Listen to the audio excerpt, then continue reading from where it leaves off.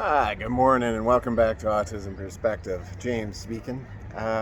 So today we're going to talk about friendships. Probably the third most important thing that a parent probably thinks about. First would be how do I modify behavior? Second would be what kind of future is my child going to have? How do I build that? But third is friendship. And friendship in a school also is a thing that I struggle with and I worked with and I helped.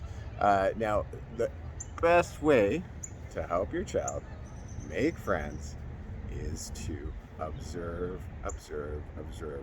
If you don't know your kid, if you don't know what they like, they dislike, you're not going to be able to help them have friends.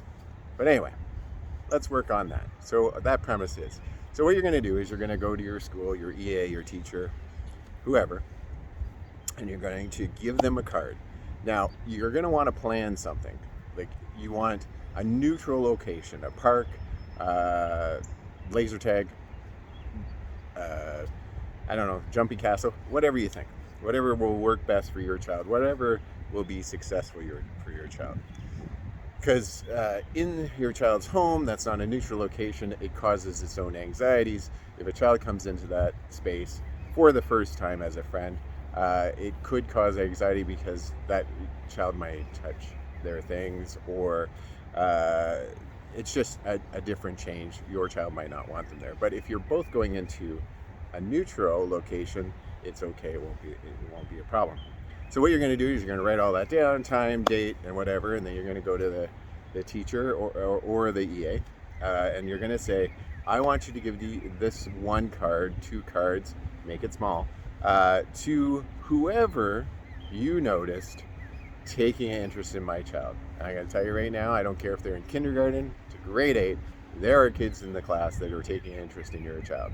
They'll come around and make sure your child's okay. They'll come and say, hey, how's it going? They'll look at their picture and tell them it's great. I'm telling you right now, it happens to every kid I've ever worked with. Those are the children that you want to work with. You're going to give them the thing, they're going to take it home, they'll tell their parents that on this date, I want to go there, you'll meet there. Now, your job, you're going to be the ambassador again. Remember, we've talked about ambassadors.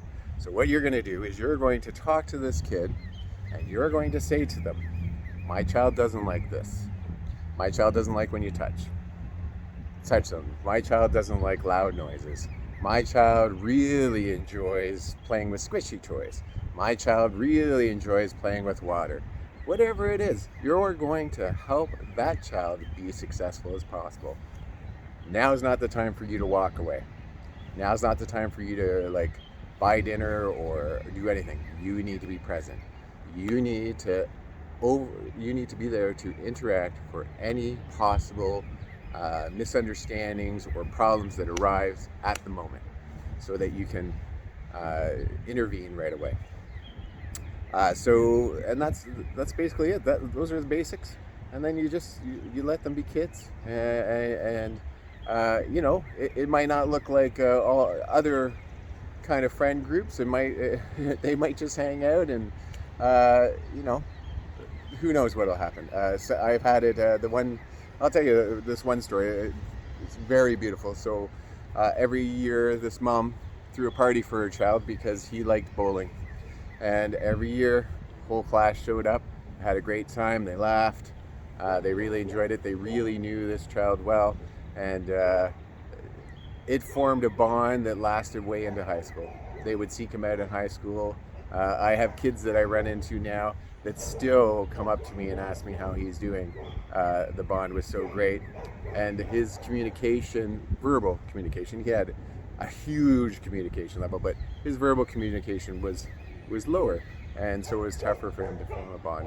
Anyway, I hope this helps in some way. If you have any questions or need anything, you can direct message me, or you can just comment on this very video, and I'll try and get back to you. I hope this helps in some way. I would suggest getting out there and enjoying some sunshine. I'm James from Autism in Perspective, and I hope you have a glorious day.